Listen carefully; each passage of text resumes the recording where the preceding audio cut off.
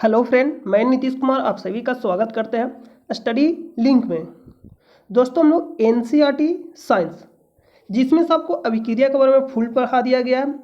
Chapter 1 भी आपका cover कर दिया गया और चैप्टर 2 भी आम्ल क्षार के बारे में आपको फुल डिटेल पढ़ा गया है। और चैप्टर 1 है जो अभिक्रिया से संबंधित संतुलित और रासायनिक समीकरण जो भी आपको पढ़ा दिया गया सारा। तो सबसे पहले आप क्या करिए कि जाकर वहाँ से अभिक्रिया पूरा देख लीजिएगा और उसके बाद आपको जो सेकंड चैप्टर का आम्ल क्षार वो भी पढ़ा दिया गया पूरा, और उससे रिलेटेड जो भी प्रश्न बनता है वो भी आपको करा दिया गया। और ये जो प्रश्न है कहीं से लाया नहीं है, आपका जो एनसीईआरटी किताब है, बुक है, उसके जो जब चैप्टर एंड होता है उसके बाद जो दिया रहता है प्रश्न, अभ्यास प्रश्न, वहीं से लाए। जो भी अभ्यास प्रश्न दिया रहता है, जो भी प्रश्न है एनसीईआरटी में, सारा हम आपको सोल्यूशन करके देंगे। तो देखिए, आप देख सकते हैं कि यहाँ जो भी है, यहाँ देखिएगा, तो सारा हम आपको सोल्व करके बताएंगे। तो आपको क्या करना है कि सिर्फ चैनल से जुड़े रहना है। रिवीजन भी हम ही करा देंगे। जैसे में जो भी इम्पोर्टेंट जो थ्योरी रहता है, जो भी कॉन्सेप्ट रहता है, उसको क्या करना है, सुपर फास्ट रिवीजन में शुरू के 2-4 मिनट में क्या करते हैं कि हम आपको डेली रिवीजन में लगा देते हैं। 2 मिनट या 3 मिनट आपको हम रिवीजन रिकॉर्ड करके वीडियो को रिवीजन में लगा देते हैं। उससे क्या होगा कि आपका डेली रिवाइज हो जाएगा। तो आप क्या करेंगे, चैनल पर नए तो चैनल को सब्सक्राइब कर लें और बेल आइकन को प्रेस कर दें और अपने दोस्तों पास भी शेयर कर दीजिएगा। और आप हमारे टेलीग्राम चैनल से जुड़ सकते हैं जिसका नाम है स्टडी नंबर 1। वहाँ आप जुड़ सकते हैं, आपको वीडियो के डिस्क्रिप्शन में मिल जाएगा, या जहाँ आप कमेंट करते हैं वहाँ से भी आप जुड़ जाइएगा। तो चलिए हम आपको वीडियो को शुरू करते हैं। चलिए हम लोग वीडियो को शुरू करते हैं। आप देख सकते हैं कि प्रश्न है कि नीचे दी गई अभिक्रिया के संबंध में कौन सा कथन असत्य है। कौन सा कथन असत्य है यानी सत्य नहीं है, इसके बारे में आपको बताना है। कौन सा कथन असत्य है, सत्य के बारे में नहीं बताना आपको, असत्य है। तो आप देख सकते हैं कि पीबीओ जब लेड ऑक्साइड कार्बन से भी क्रिया करता है तो पीबी बनाता है यानी लेड बनाता है, और साथ में कार्बन डाइऑक्साइड बनाता है जिसको हम बोलते हैं CO2। तो सबसे पहले आपको जानना हो कि अपचयित या ऑक्सीकरण या अपचयित या उपचयित ये सब क्या होता है। तो सबसे पहले चलिए हम आपको इसका थ्योरी फुल डिटेल बता देते हैं। जो भी इससे रिलेटेड आज के बाद प्रश्न पूछेगा आप उसको कवर कर लीजिएगा, क्योंकि मेरा उद्देश्य है, जैसे में आप मान लीजिए आप कहीं भी जुड़ते हैं, आप मेरा भी चैनल से जुड़ रहे हैं, तो इसका कहने का मतलब आपको सारा पूरा डिटेल से कवर करा जाए। इसका मतलब हो कि अगर यहाँ भी आप पढ़ते हैं और उसके बाद भी आपसे प्रश्न नहीं बनता है तो उससे जुड़ने का कोई मतलब नहीं रह गया, क्योंकि आप फिर यहाँ पढ़े उसके बाद भी एक चैनल से पढ़िएगा। तो इस तरह से क्या होता है कि यूट्यूब पर आप ढूंढते रह जाइएगा। तो आपको हम सारा कवर करा देंगे। आप आराम से सिर्फ क्या करिएगा, रेगुलर वीडियो को देखते रहिएगा और जो आपको पढ़ाया जाता है आप उसको पढ़ते जाइएगा। हम लास्ट में जब आपका एग्जाम होने वाला रहेगा तो हम आपको इससे रिलेटेड जो भी इंपॉर्टेंट प्रश्न रहेगा, साइंस हो गया, आर्ट्स हो गया, मैथ हो गया, सारा आपको कवर करा देंगे। और मैथ आपको फुल डिटेल में आपको पढ़ाया जा रहा है जिसका नाम है स्टडी नंबर 1 ऑनलाइन क्लास पे। वहाँ आपको मैथ पढ़ाया जाता है, तो आप वहाँ भी जाके पढ़ सकते हैं और आप हमारे टेलीग्राम चैनल से जुड़ जाइएगा। तो चलिए हम लोग वीडियो को शुरू करते हैं। तो सबसे पहले हम लोग जानते हैं, जैसे में क्या होता है ना कि आपसे पूछता है रेडॉक्स अभिक्रिया। तो रेडॉक्स अभिक्रिया हम लोग उससे कहते हैं वैसा अभिक्रिया जब ऑक्सीकरण और अवकरण साथ साथ हो, ऐसा अभिक्रिया जिसमें ऑक्सीकरण और अवकरण साथ साथ हो, तो उसी को बोलते हैं हम लोग रेडॉक्स अभिक्रिया। मतलब वैसा अभिक्रिया होना चाहिए जिसमें दोनों ऑक्सीकरण भी हो और अवकरण भी हो, तो उस अभिक्रिया को हम लोग क्या बोलते हैं, रेडॉक्स अभिक्रिया। तो चलिए हम आपको बताते हैं कि ऑक्सीकरण क्या होता है और अवकरण क्या होता है। तो ऑक्सीकरण कहने का मतलब है, आप नाम लिखिएगा क्योंकि एक नाम को हम लोग कई नाम से जानते हैं। जैसे मैं आपको लिख देता कभी कभी ऑक्सीकरण, ऑक्सीकरण, ऑक्सीकरण, या लिखेगा उपचयन।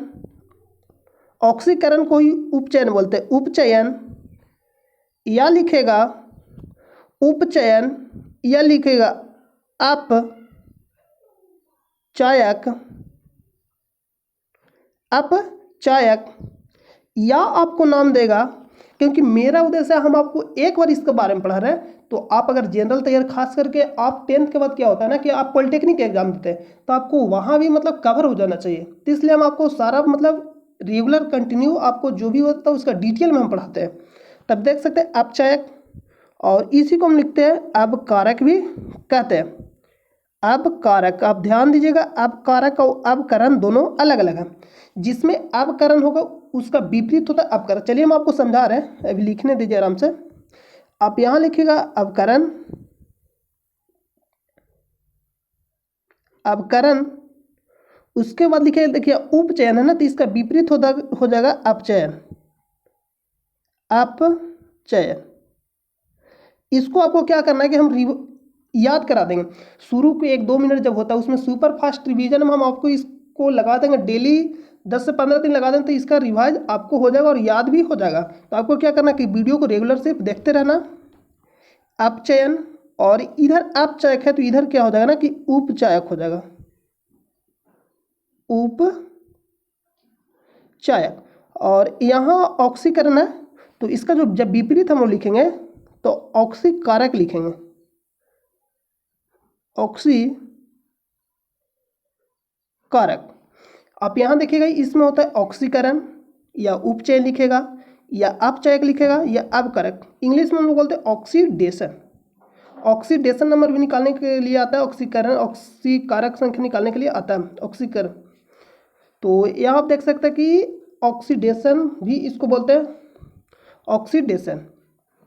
तब ध्यान दीजिएगा, यहाँ हो जाएगा ऑक्सीकरण, उपचयन, अपचायक या अपकारक, ये आपका नाम हो जाएगा। और इधर में हो जाएगा अपकरण, अपचयन, उपचायक, ऑक्सीकारक। तो इसमें क्या होता है, इसको हम लोग बोलते हैं इंग्लिश में ऑक्सीडेशन, इसको बोलते हैं रिडक्शन। तो यहाँ इसमें होता है, इसमें होता है ना, जैसे में इसमें होता है ऑक्सीजन,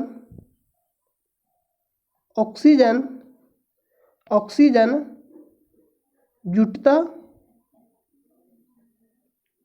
ऑक्सीजन जुटता, इधर हो जाएगा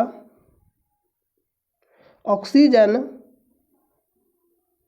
घटता, इधर हो जाएगा ऑक्सीजन घटता, इधर हो जाएगा जहाँ ऑक्सीजन जुटेगा वहाँ क्या होगा, हाइड्रोजन त्याग होगा, मतलब हाइड्रोजन क्या होगा, घटता, हाइड्रोजन घटता। और इधर हो जाएगा हाइड्रोजन जुटता। और इसमें लिखेगा, सारा आपसे प्रश्न पूछता है, और यहाँ हो जाएगा इलेक्ट्रॉन का त्याग होता, और इधर लिखेगा इलेक्ट्रॉन का ग्रहण। आपसे इतना सवाल पूछेगा एग्जाम में, आप दीजिएगा तो। और ऑक्सीकरण संख्या निकालने के लिए भी आता है, तो हम आपको जब जनरल जब तैयारी कराएंगे, जब वहाँ बताएंगे, जैसे में 11th में पढ़ना, 11th 12th में, तो आपको हम वहाँ जब पढ़ाएंगे तो वहाँ बता देंगे ऑक्सीकरण संख्या निकालने के लिए। क्योंकि उस यहाँ जो आपका 10th क्लास में इससे प्रश्न सोल्व हो जाएगा, जो प्रश्न है इससे सोल्व हो जाएगा। लेकिन जब इससे ऊपर जाएगा तो प्रश्न सोल्व नहीं होगा इतना से सिर्फ। तो हम आपको इसके बारे में बताएं, बहुत ज़्यादा 10th क्लास में बहुत ज़्यादा ऊपर ही बता रहे हैं, क्योंकि पॉलिटेक्निक भी आपका कवर हो जाना चाहिए, तो इसलिए हम इतना डिटेल बता दे रहे हैं। चलिए हम आपको एक बार रिवाइज करा देते हैं। आइए हम एक बार आपको फिर से रिवाइज करा देते हैं। नाम लीजिएगा, ऑक्सीकरण बोले, उपचयन, अपचायक, अपकारक या ऑक्सीडेशन। इधर हो जाएगा अपकरण, अपचयन, उपचायक, ऑक्सीकारक, इसको बोलते हैं रिडक्शन। यहाँ इसमें होता है ऑक्सीजन जुटता। ऑक्सीकरण कहने का मतलब है, जैसे में क्या होता है ना कि जिसका संख्या ज़्यादा रहे उसका नाम हम लोग देते हैं। जैसे में हमें एक तरह से लेते हैं, आप यहाँ जात पात नहीं लीजिए, जैसे में हो जाता है कहीं कहीं देखिए यादव टोला, इसका कहने का मतलब यादव की संख्या ज़्यादा है, तो ऑक्सीकरण संख्या, इसका कहने का मतलब ऑक्सीजन की संख्या ज़्यादा है, तो इधर क्या हो जाता है, ऑक्सीजन जुटता और इधर ऑक्सीजन घटता।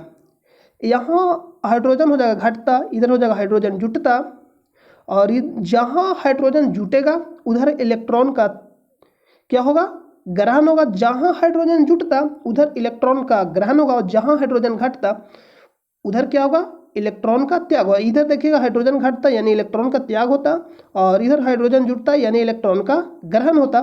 तो आपसे इतना प्रश्न एग्जाम में पूछेगा। और इसको हम लोग क्या बोलते हैं, इसी को बोलते हैं रेडॉक्स अभिक्रिया। जिस अभिक्रिया में ऑक्सीकरण और अपकरण दोनों साथ साथ होता है तो उसी को बोलते हैं रेडॉक्स अभिक्रिया। तो चलिए अब हम लोग प्रश्न पे चलते हैं। प्रश्न है कि नीचे दी गई अभिक्रिया के संबंध में कौन सा कथन असत्य है।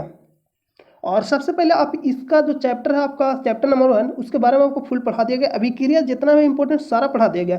तो सबसे पहले आप जाकर अभिक्रिया को जरूर देखिएगा, हम आपको प्ले लिस्ट में अरेंज कर देंगे, आप वहाँ से वीडियो को करके देखते जाइएगा शुरू से। तो यहाँ की असत्य चुना, आप ध्यान दीजिएगा, यहाँ असत्य के बारे में आपको चुनना। तो जब भी असत्य दे तो आप ध्यान से उसको हाईलाइट कर दीजिएगा, इनमें से कौन सा सही नहीं है तो नहीं का आप हाईलाइट कर दीजिएगा, क्योंकि यहाँ बहुत ज़्यादा गलती होने के चांसेस रहता है। तो हम अभी बताएं आपको कि जहाँ ऑक्सीजन जुटेगा उसको बोलेंगे ऑक्सीकरण संख्या, या बोलेंगे उपचयन, या बोलेंगे अपचयक, या बोलेंगे अवकारक। आप इतना नाम को ध्यान दीजिएगा। देखिए तो आप इसको नोट जरूर कर लिया, क्योंकि ये आगे बहुत काम आने वाला है कंपटीशन के एग्जाम में या पॉलिटेक्निक एग्जाम दीजिएगा तो, क्योंकि हम 10th के लेवल से ही नहीं आपको पढ़ा रहे हैं, ऐसा पढ़ा दे कि आपका आगे के भी कवर हो जाएगा, पॉलिटेक्निक जैसे दीजिएगा तो भी कवर हो जाएगा। तो यहाँ सबसे पहला है PbO और C अभिक्रिया किया तो इसके पश्चात बन रहा है P यानी लेड और कार्बन डाइऑक्साइड। तो सबसे पहला है कि सीसा अपचयित हो रहा है, सीसा अपचयित हो रहा है, इसका कहने का मतलब है सीसा अपचयित हो रहा है, यानी अपचयन बोले या अपचयित बोले, यानी अपकरण हो रहा है। तो आप सीसा को ध्यान से दीजिएगा, सीसा देखिएगा अपचयित, अपचयित हो रहा है यानी ऑक्सीजन घट रहा है। तो आप यहाँ बताइए, यहाँ सीसा ही नहीं तो सीसा से क्या हो रहा है, सीसा से ऑक्सीजन नहीं घट रहा, सीसा से ऑक्सीजन नहीं घट रहा, सीसा यानी कहने का मतलब Pb लेड ऑक्साइड से ऑक्सीजन घट रहा है। देखिए यहाँ लेड ऑक्साइड है तो यहाँ से बन जा रहा है Pb यानी लेड ऑक्साइड, उससे ऑक्सीजन का कमी हो रहा है, ऑक्सीजन घटता तो उसको बोलते हैं अपचयित हो रहा, यानी अपचयन या अपचयित हो रहा। तो यहाँ सीसा अपचयित नहीं हो रहा, सीसा जो हो रहा है क्या हो रहा है, सीसा अपचयित नहीं हो रहा है, लेड ऑक्साइड अपचयित हो रहा है। इसका कहने का मतलब ऑप्शन नंबर ए रॉन्ग है। ऑप्शन बी है कार्बन डाइऑक्साइड उपचयित हो रहा है, उपचयित हो रहा है, उपचयित हो रहा है मतलब ऑक्सीकरण संख्या जुटता, ऑक्सीजन जुट रहा है कार्बन डाइऑक्साइड में, कार्बन डाइऑक्साइड में ऑक्सीजन नहीं जुट रहा है, कार्बन में ऑक्सीजन जुट रहा है, यानी कार्बन उपचयित होता है। तो कार्बन डाइऑक्साइड उपचयित नहीं होता, यानी कार्बन उपचयित होता और लेड ऑक्साइड अपचयित होता। तो ऑप्शन ए और बी रॉन्ग है। तो आपको बताना कि असत कथन चुनना, जो गलत है, जो गलत है उसके बारे में चुनना। तो ऑप्शन ए और बी रॉन्ग है और सी और डी सही है। तो ऑप्शन नंबर हो जाएगा ए और बी, ए और बी क्या है रॉन्ग है, तो रॉन्ग कथन को ही चुनना था। तो आई होप कि आपको क्लियर हो गया होगा, क्योंकि कार्बन उपचयित हो रहा है, कार्बन उपचयित कहने का मतलब है ना कि कार्बन उपचयित हो रहा है तो कार्बन में ऑक्सीजन जुट रहा है, तो कार्बन में ऑक्सीजन जुट रहा है तो ना यहाँ कार्बन डाइऑक्साइड बना, तो कार्बन डाइऑक्साइड में तो ऑक्सीजन नहीं जुट रहा, कार्बन में ऑक्सीजन जुट के कार्बन डाइऑक्साइड बनाया, तो यानी कार्बन उपचयित हुआ, तो कार्बन डाइऑक्साइड तो उपचयित होगा नहीं, तो ऑप्शन नंबर बी भी कटेगा।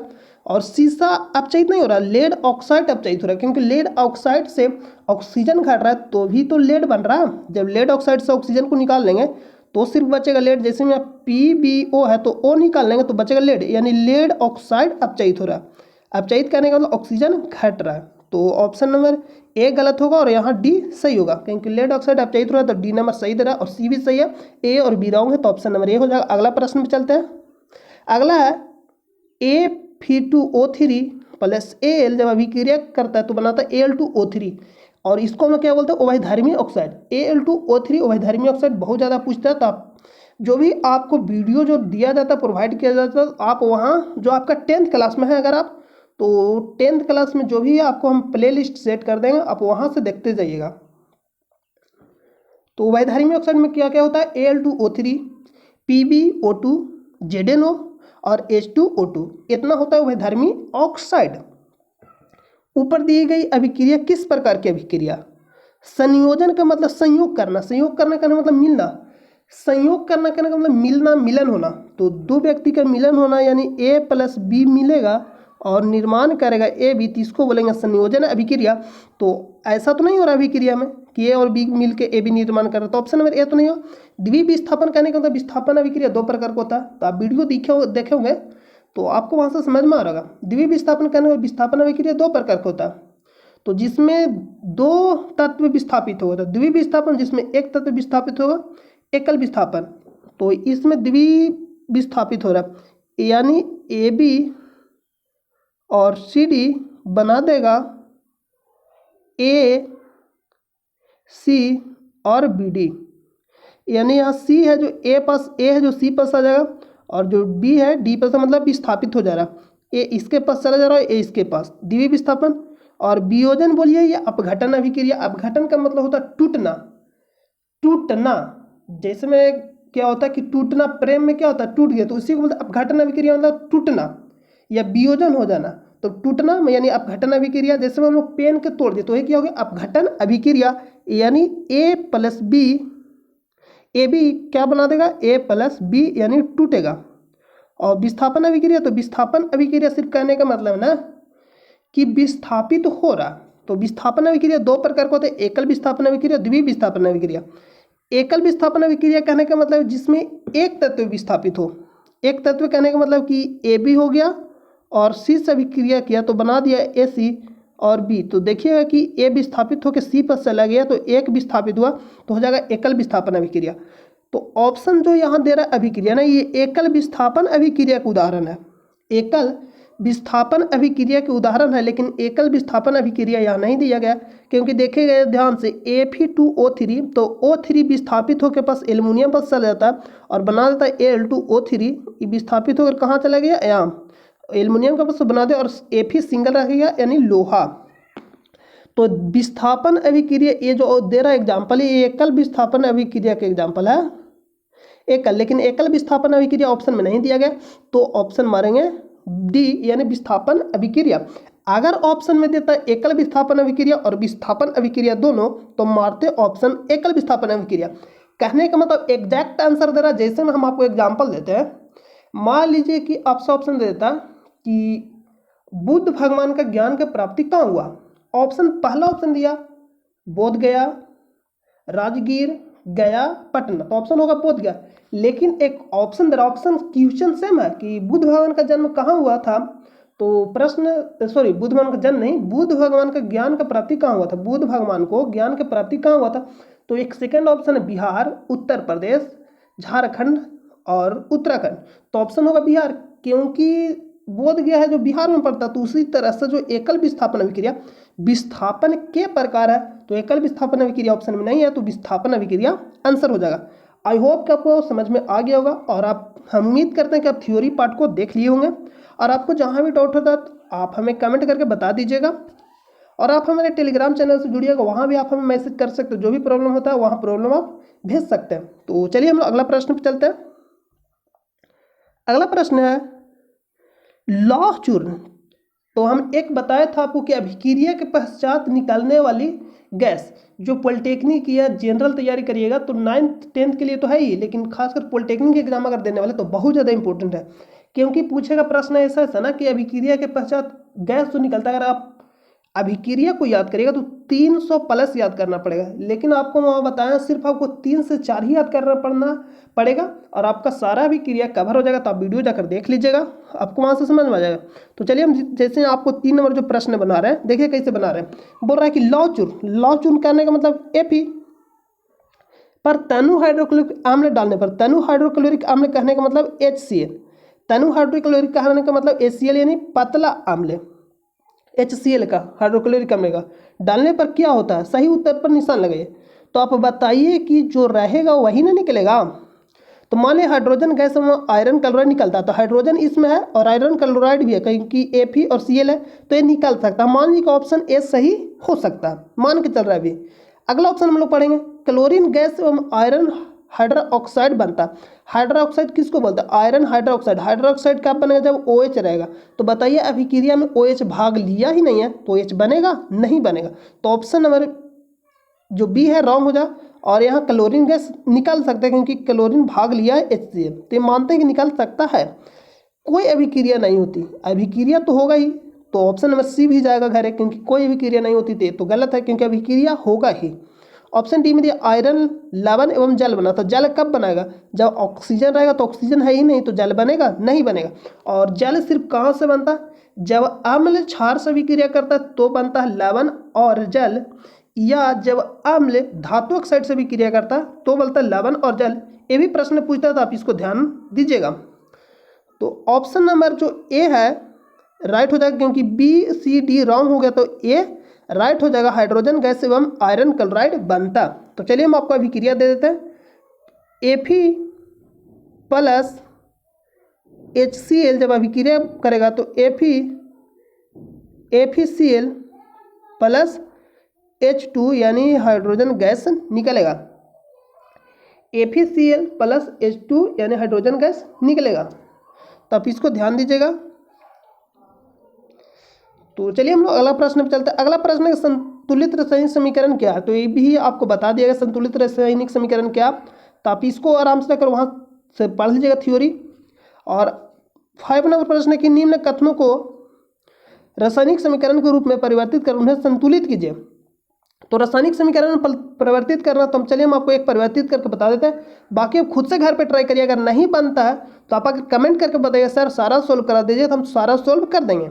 नाइट्रोजन हाइड्रोजन गैस से संयोग करके अमोनिया बनाता है। एक होता है अमोनिया, एक होता है अमोनियम।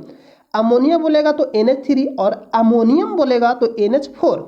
तो नाइट्रोजन यानी N2 प्लस H2 अभिक्रिया करता तो बनाता है NH3 यानी नाइट्रोजन और हाइड्रोजन गैस अभिक्रिया करता है तो क्या बनाता है अमोनिया। और इसको समीकरण तो लिखना ही है और इसको संतुलित भी करके बताना। तो इसके बारे में बता दिया आपको कि संतुलित कैसे करना। तो इस तरह से आपको सारा को बनाना है, आप बना कर लाइएगा। ये होमवर्क में ये संतुलित करना तो सारा आप कवर कर लीजिएगा। और बाकी यहाँ संतुलित करना और अभिक्रिया देना तो आप इसको कर लीजिएगा। अगर आप हमें कहिएगा तो हम सारा सोल्व करके बता देंगे। तो आई होप कि आपको समझ में आ गया होगा। चलिए हम नेक्स्ट बताते हैं। नेक्स्ट पार्ट का है जो सेकेंड पार्ट का, सेकेंड पार्ट यानी सेकेंड पार्ट का जो सेकेंड पार्ट है आम्ल और क्षार के बारे में पढ़ना। तो आम्ल क्षार और लवण के बारे में पढ़ना। तो इसके बारे में हम आपको फुल थ्योरी पढ़ा दिया, तो आप वहाँ से जाकर पढ़ लीजिएगा। और इसके बारे में जो भी कम पर तो 100 प्लस प्रश्न कवर किया गया, तो आप वहाँ से जाकर देख लीजिएगा। आपको सारा कवर हो जाएगा, कहीं से नहीं छूटेगा। तो यह ऑप्शन है कि कोई विलयन लाल लिटमस को नीला कर देता है, इसका pH संभव क्या होगा। लाल लिटमस को नीला करता है, यानी लाल लिटमस को नीला कौन करता है, क्षार करता। लाल लिटमस को नीला यानी क्षार करता। और क्षार का जो pH मान होता है 7 से अधिक होता, 7 से अधिक होता। तो ऑप्शन नंबर ए तो होगा नहीं क्योंकि 1 है। ऑप्शन नंबर बी भी नहीं होगा क्योंकि 4 है। ऑप्शन नंबर सी भी नहीं होगा क्योंकि 5 है। तो ऑप्शन एक बचा डी यानी 10 नंबर हो जाएगा। pH मान कितना होना चाहिए 10। 7 से अधिक क्षारीय।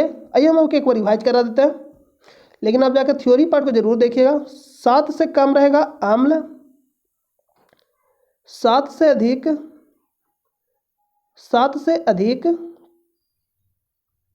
क्षारीय, क्षारीय ये अम्लीय हो जाएगा। और ये हो जाएगा उदासीन। जो 7 रहेगा उसको बोलेंगे उदासीन, ये हो जाएगा उदासीन। तो सबसे पूछे सबसे अम्लीय है, तो सबसे अम्लीय जो होगा 0 होगा, उसके बाद 1 होगा। तो इस तरह से ऑप्शन देगा। तो हम आपको इससे सारा रिलेटेड कवर करा दिएंगे। जो भी इंपॉर्टेंट प्रश्न पूछेगा, चाहे जैसे पूछे घुमा के प्रश्न आपसे एग्जाम में, यहाँ तक ही नहीं हम आप कंपटीशन तक के कवर करा दिए। खासकर ग्रुप डी में इससे रिलेटेड 15 प्रश्न से ज़्यादा पूछा, 14-15 प्रश्न पूछा अम्ल क्षार से। और वो धार्मिक ऑक्साइड से पूछा 14 से 15 प्रश्न। तो हम सारा कवर करा दिया, तो आप वहाँ से जाकर देख सकते हैं। तो आपके लिए बहुत ज़्यादा इंपॉर्टेंट, खासकर पॉलिटेक्निक आप एग्जाम दीजिएगा तो आप वहाँ से जाकर कवर कर लीजिएगा। तो इसका जो सही जवाब होगा ऑप्शन नंबर डी। कोई बिलियन अंडे के पीसे हुए कवच से अभिक्रिया कर एक गैस उत्पन्न करता है जो चूने के पानी को दूधिया कर देती है। इस बिलियन में क्या होगा। ऑप्शन जो प्रश्न है बोल रहा है कि कोई बिलियन अंडे के पीसे हुए कवच से अभिक्रिया कर एक गैस उत्पन्न करता है जो चूने के पानी को दूधिया कर देता है। इस बिलियन में क्या होगा। NaCl। तो इस बिलियन में होगा जो गैस निकलता है तो CO2 रहता है, कार्बन डाइऑक्साइड, उसके कारण दूधिया हो जाता है। लेकिन जब भी अभिक्रिया करेगा तो अम्ल से अभिक्रिया करेगा तो NaCl लवण है, तो ये होगा नहीं, ए भी नहीं होगा, KCl ए भी नहीं होगा, लवण हो। तो ऑप्शन नंबर एक बचा बी अम्ल। एक ही ऑप्शन जो बी में है, तो HCl इसका आंसर होगा, क्योंकि अम्ल से ही अभिक्रिया करेगा तो ही ऐसा होगा। अगला प्रश्न को देखते हैं। अगला प्रश्न है कि NaOH जिसको हम बोलते हैं सोडियम हाइड्रोक्साइड का 10 ml बिलियन और HCl के 8 ml बिलियन के पूर्णतः उदासीन हो जाता है। बिलियन के विलयन से पूर्णतः उदासीन हो जाता है। यदि हम NaOH यानी सोडियम हाइड्रोक्साइड के उसी विलयन का 20 ml ले तो इसे उदासीन करने के लिए HCl को उसी विलयन की कितनी मात्रा की आवश्यकता होगी। यानी कहने का मतलब है 10:8 में है तो ये उदासीन हो जाता है। जो 10 है क्या है NaOH, यहाँ देखिएगा, यही हम आपको समझा देते हैं। यहाँ जो दिया गया NaOH और दिया गया है HCl, तो इसका 10 ml और इसका 8 ml, तो इतना हम लोग मिलाते तो उदासीन हो जाता। तो यहाँ से आपको अनुपात निकालना है और अनुपात निकाल कर यहाँ से देखिएगा 5 हो जाएगा, यहाँ से 4 हो जाएगा। तो यहाँ होता है तो 5 और 4 के रेशियो में आपको लाना है। तो 5 और 4 के रेशियो में लाना, तो NaOH जो अभी ले रहा, NaOH कितना ले रहा है 20 ml, और जो HCl हम लोग कितना मिलाएंगे, HCl कितना मिलाएंगे, तो ये अनुपात से भी देख सकते हैं और यहाँ डायरेक्ट भी बना सकते हैं इसको।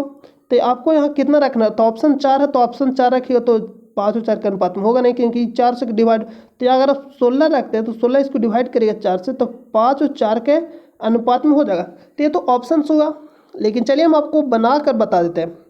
जैसे में NaOH और HCl दिया गया, शुरू में जो अनुपात दिया गया था 10 और 8, और जो फिर बोल रहा है कि 20, और इसका मात्रा कितना होगा, जब इसका मात्रा 20 होगा तो इसका मात्रा कितना होगा, यही आपसे प्रश्न पूछा। तो यहाँ आपको सीधा क्या करना है कि रेशियो निकालना है। तो 10 और 8, तो 10 हम लोग रखे NaOH के, तो ऊपर भी आपको जो रखना है NaOH यानी 20 को रखना है, और नीचे किसको निकालना है HCl, तो इसको x मान लेंगे। अब यहाँ से डिवाइड करिए, यहाँ से हो जाएगा 2, और इसको जब गुना करिएगा तिरछा तिरछी, तो x बराबर 8 दूनी 16। इस तरह से आप निकाल सकते हैं। तो इसका सही जवाब होगा ऑप्शन नंबर डी 16 ml। अगला प्रश्न है, अपच का उपचार करने के लिए निम्न में से किस औषधि का उपयोग होता है, एंटीबायोटिक, प्रतिजैविक, पीड़ाहारी, एनाल्जेसिक यानी पीड़ाहारी दर्द जो होता है, और ऑप्शन सी है एंटी एसिड अपच का उपचार करने के लिए, एंटीसेप्टिक यानी प्रतिरोधी। देखिए एंटी एसिड कहने का मतलब प्रति अम्ल हिंदी में होगा, प्रति अम्ल होगा हिंदी में। इसके बारे में हम आपको बताए थे, प्रति अम्ल अपच का उपचार करने के लिए। अपच कहने का मतलब कि खाना नहीं पचा यानी गैस बना लिया, तो एंटी अम्ल कहने का मतलब कि अम्ल के उल्टा प्रति अम्ल। तो जैसे में आप खाते हैं, जो आप पीते हैं इनो, उसमें क्या रहता है प्रति अम्ल रहता है, जिसको हम बोलते हैं MgOH Galton's 2, इसी को बोलते हैं एंटा एसिड। यही रहता है किसको में, इनो में, या आप जो गैस वाला दवाई लेते हैं, जो आप गए एसिलॉक, उसमें भी प्रति अम्ल रहता है। तो इसका जो सही जवाब होगा ऑप्शन नंबर सी। जो भी मतलब होता है जिसमें अम्ल बढ़ जाता है, मतलब जो गैस बनाता है, तो उसका हम लोग विपरीत लेंगे प्रति अम्ल, तो उसको क्या करेगा खत्म कर देगा, तो उसको हम लोग बोलते हैं प्रति अम्ल या एंटा एसिड, और इसी को बोलते हैं MgOH Galton's 2। तब से पूछता है कि MgOH Galton's 2 यानी मैग्नीशियम हाइड्रोक्साइड एक प्रकार का क्या है प्रति अम्ल। बहुत ज़्यादा प्रश्न पूछा, तो आप इसको ध्यान में दीजिएगा। तो इसका सही जवाब होगा ऑप्शन नंबर सी। अगला प्रश्न है, निम्न अभिक्रिया के लिए पहले शब्द समीकरण लिखिए तथा उसके बाद संतुलित समीकरण लिखिए।